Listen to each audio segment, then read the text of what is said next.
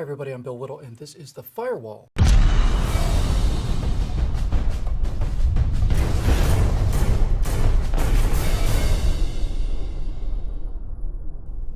For those of us who are not familiar with ISIS, that's the Islamic State of Iraq and Syria, the savage beheading of American journalist James Foley, and now that of his second journalist, Steven Sotloff, certainly made the introduction.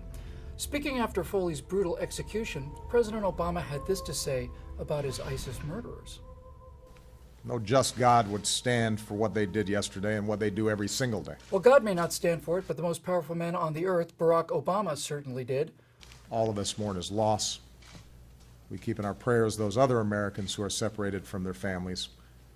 We will do everything that we can to protect our people and the timeless values that we stand for.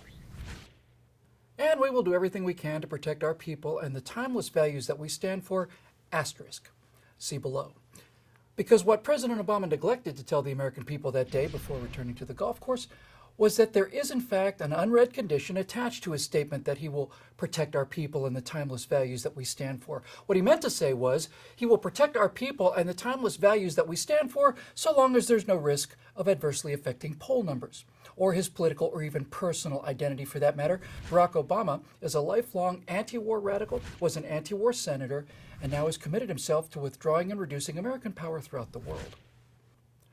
Now, a month and a half before James Foley had his head sawed off, a team of Special Forces operatives were flying through the darkness on a mission to rescue Foley and presumably Sotloff as well as other Western hostages. And it wasn't just any evening either. It was just after midnight on the 4th of July. For 30 days, President Obama delayed that mission, 30 days.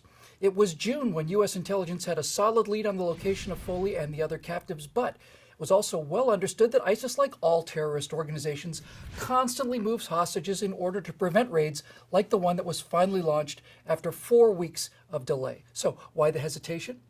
Well, President Coward was worried that a failed mission would leave him, in the words of his advisors, Carterized, recalling the catastrophic failure to rescue the Iranian hostages in 1980. And so this self-absorbed, term-limited president with actionable intelligence on the location of James Foley and others, and the full understanding that such information is fleeting, dithered and vacillated and golfed and raised campaign funds while he weighed the pros and cons and golfed and delayed and asked more questions and golfed and raised more campaign funds.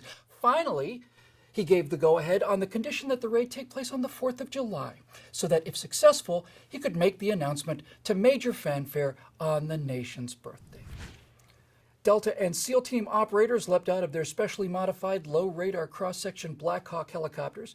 Up to 15 ISIS fighters emerged from the building to meet them, and their wish to die for Allah was granted by an orbiting AC-130 gunship.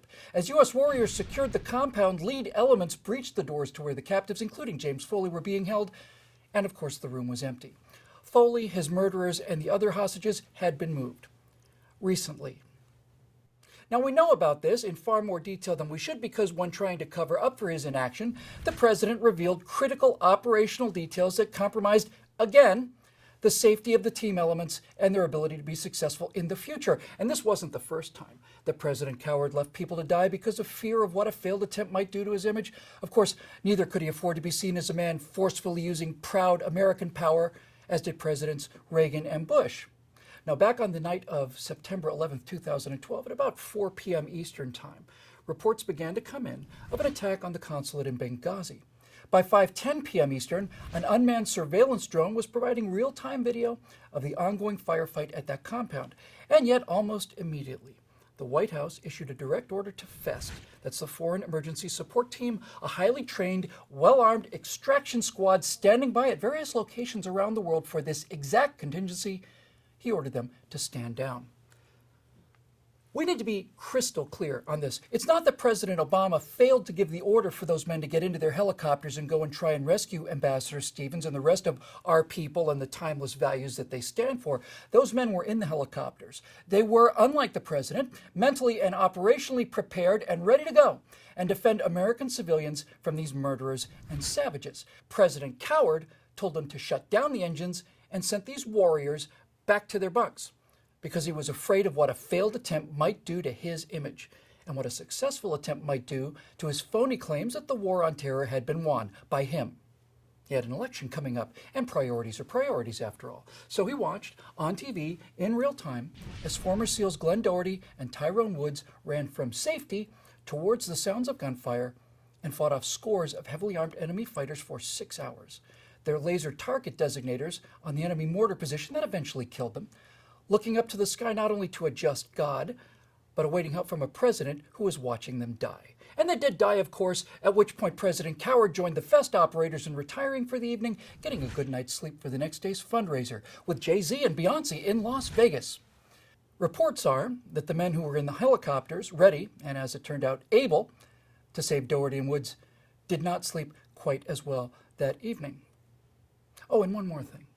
The signature Obama success on the war on terror, the raid that killed Osama bin Laden, was delayed for what appears to be about 100 days, as President Coward weighed the consequences of the failure of such a raid on his personal reputation. He was, according to several independent accounts, essentially overruled by the Secretaries of Defense and State who insisted that somebody take action before bin Laden was tipped off and vanished once again. That's why Obama is sitting in the back of the room like the pizza delivery boy in that iconic shot of the operation as it happened. He just popped in from the golf course just to kind of see how things were coming along. Now, put aside, if you're able, the monumental narcissism, selfishness, and moral cowardice of this man and focus for a moment on just how disconnected he really is from the American people that elected him. They thought they had elected a leader, not a self-obsessed moral coward who would use the most powerful and capable military in the history of the world to protect our people and the timeless values they represent, without that ever-present asterisk of so long as there's no chance of making me look bad. We're kind of past that point now, Mr. President, don't you think? Please subscribe to our YouTube channel and be sure to visit us at truthrevolt.org.